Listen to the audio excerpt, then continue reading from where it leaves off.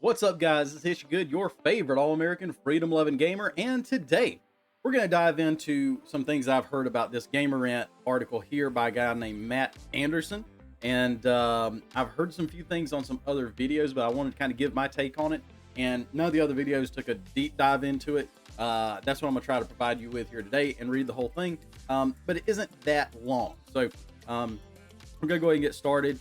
This is all about Battlefield 6 taking a less is more approach, not just with guns, but across the board. And to me, this article sounds like this Matt Anderson guy might be talking to someone inside of DICE, or maybe they've got some kind of communication, and it would seem to be that they're trying to temper expectations, because everything that is in here just reeks of corporate propaganda. Okay, like, oh well, you're gonna get less is, oh okay, well, are we gonna less is more, right? All right, well, how about I give you $30 instead of $60 and tell you, oh, it's actually more, right? If you spend the money more wisely, guess what, you're gonna have a better time with that $30.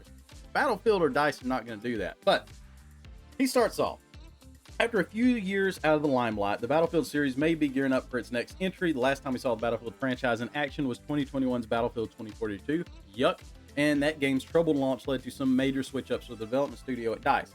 Thus, the new game will have some loaded expectations, as EA will have a lot to do to win back the fans. Boy, is that an understatement. And I would also urge you, do not pre-order this game. I'm not going to pre-order it.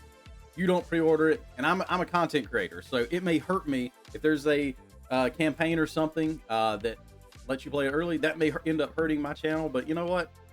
I'm not giving these people money. It's unclear what the next game will look like and whether DICE will create a smaller scale Battlefield title or go for a much bigger approach. I don't know what he's even talking about there. Are we talking about maps that have basically nothing in them? Even so, the developer has several areas to consider improve upon as it builds the next game in an iconic first-person shooter series. One area in particular seems particularly right for doing something of a less is more approach, should DICE be willing to take it. Battlefield's next game should work smarter, not harder. Right, okay. Well, the reason we don't have the maps, the reason we don't have the servers, the reason we don't have the guns is because we're working smarter. Right. The next Battlefield title could do wonders for itself if it chooses to take a less is more approach with guns. And a first-person shooter, it's fair to hope for there to be a massive amount of guns. That way, players have a lot of different options to work with. If Battlefield wants to succeed, though, it may be best served to work smarter instead of harder, lightening the amount of guns and putting its focus elsewhere. Now, this is something that is absolutely mind-boggling. I think Battlefield 4 had what, 107 guns, and I'm thinking 2042 had like 33.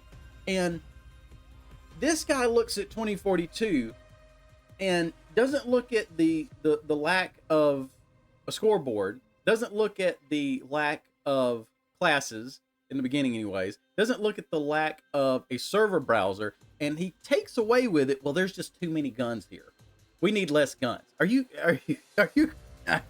it's asinine. A base number of about 15 guns could be a great starting point for the next Battlefield game. So across four classes, you're going to spread out 15 guns. That's 3 or 4 guns per class. That's it. That's including secondaries, right? Including secondaries. Are you kidding me? Everybody's going to be running around with the same crap. While it could seem like a shockingly small amount of weapons for players to choose from, this is where DICE could focus on balancing the weapons to the best of its abilities while also playing on unique attributes to keep guns from feeling like clones of one another. If it can do that, players will have fewer qualms about the smaller arsenal, given that each gun will feel great to play with. Do not agree. A smaller base roster of guns could also prove fruitful for the game's post-launch life.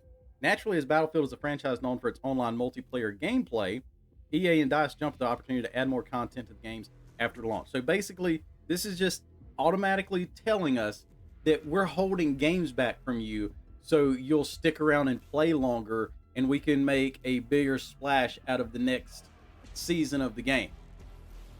You're throttling content, and this guy's saying it's a good idea. While a small base roster of guns will be polarizing to many players, it will allow DICE to make season drops more special with greater amounts of guns per season.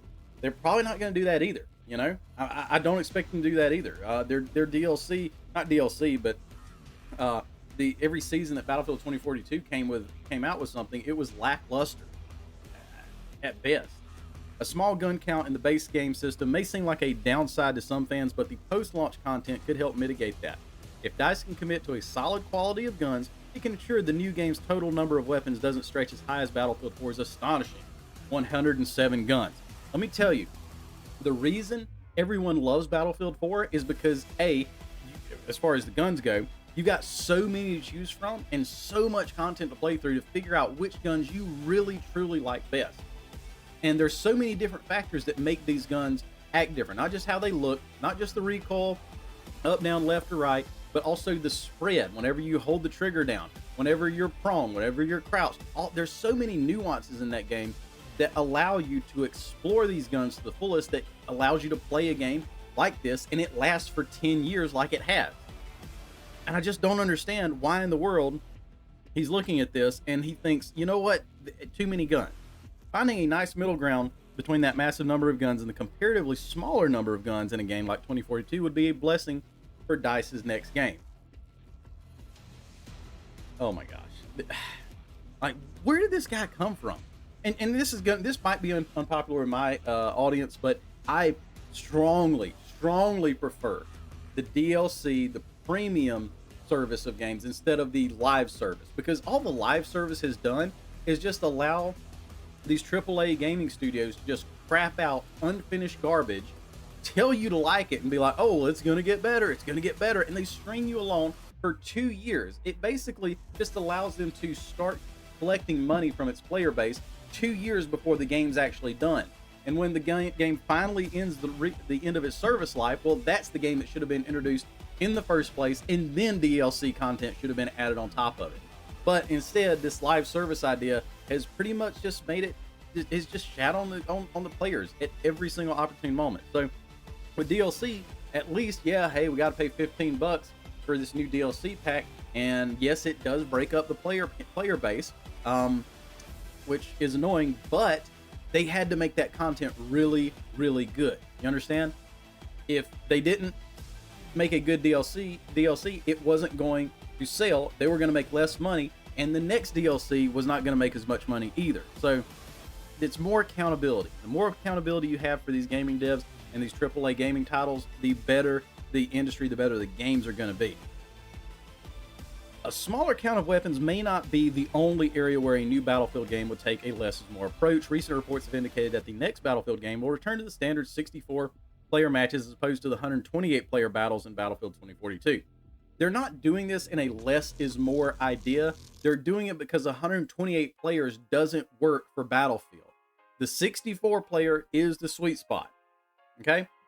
Given the smaller number of players in a given game, it makes sense that DICE would move toward a more concise number of weapons alongside it. I don't understand that at all. Like, okay, so Battlefield 4 had 107 guns and they had 64 player matches.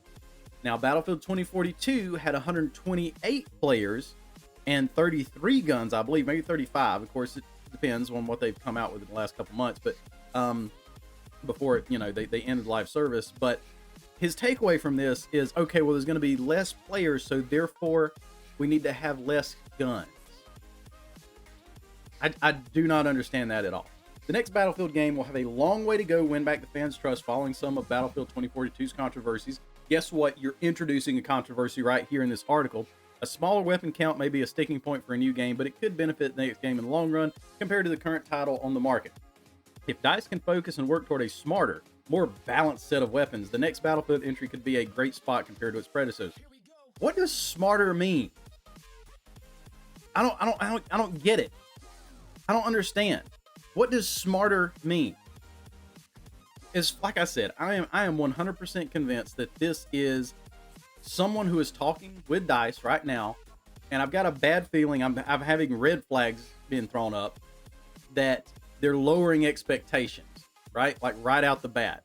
This Matt Anderson guy. Let's see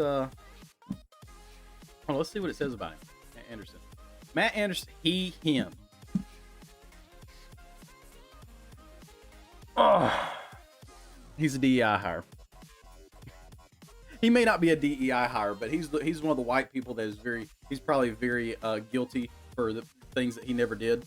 But Philadelphia, Pennsylvania, yes, a cesspool He's been gaming as far back as 4 years old on the original PlayStation, writing in the industry for several years. Over the years, he's written for outlets such as Gamerant, and a wide variety of other franchises: Super Mario Brothers, Ratchet and Clank, Doom, Sly Cooper, Kingdom Hearts, and Metroid, to name a few. Super Mario Odyssey. See, I don't see hardly any first-person shooter games in there. Doom, yeah, okay, but why is he writing on Battlefield 4, right?